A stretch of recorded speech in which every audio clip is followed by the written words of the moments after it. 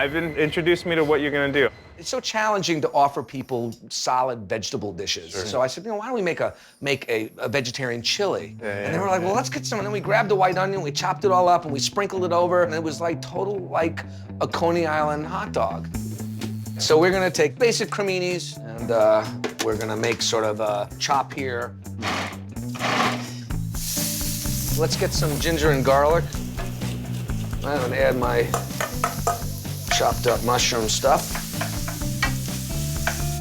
What is that? That's mirin, which is sweetened rice wine, and sake. I'm gonna add some of this juice from the pickled garlic that I make. This garlic is pickled in here? It's pickled in there with a little smoked fish product and sugar and vinegar and soy, and it's really good. I could drink this.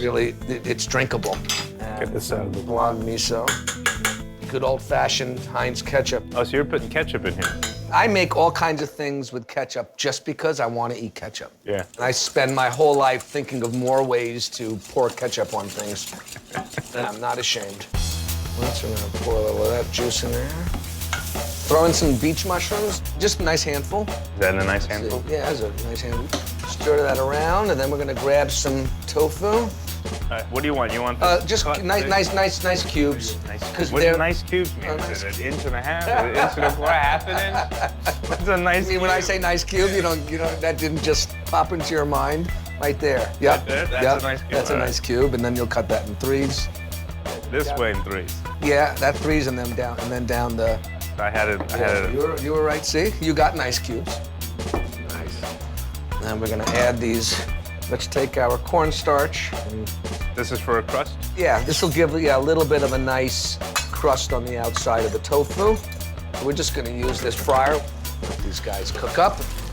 I think that any good chef builds a taste memory. Yeah. And every time you eat something that inspires you, it goes into that place. Mm-hmm. And when you're thinking about a new dish, you taste those things in your mind, and you can see how they would fit in your dish. And then when you cook that food, it comes out of all those experiences, and then it just becomes who you are. You know, I'm Ivan Ramen. I make Ivan Ramen food. I've never said that I'm a ramen expert necessarily. I'm an Ivan Ramen expert because it's my shop. Right. You know? Yeah. Your whole life is just about building reference points. Right. And that's it. And then at some point you go, well, let me take all those reference points, combine them, right, and see what comes out of my fingers. When you look at the final dish, it feels like something you'd eat in Coney Island. Yeah. I mean, I grew up in Long Island, so. It's funny. So you're an island guy. I'm an island guy. Long Island. Long Island. Coney Island. Yeah. Japan Island. Yeah, that's right. That's weird. So we're gonna take this and don't get fancy with me on this. Do you have a tweezer in your back pocket? I have I've never used a tweezer to put food on a plate. Put our chili stuff all around. We're gonna sprinkle some onions on there. And then I have a little scallions. Of course, we're gonna take our. So you're gonna put French's mustard on? I am.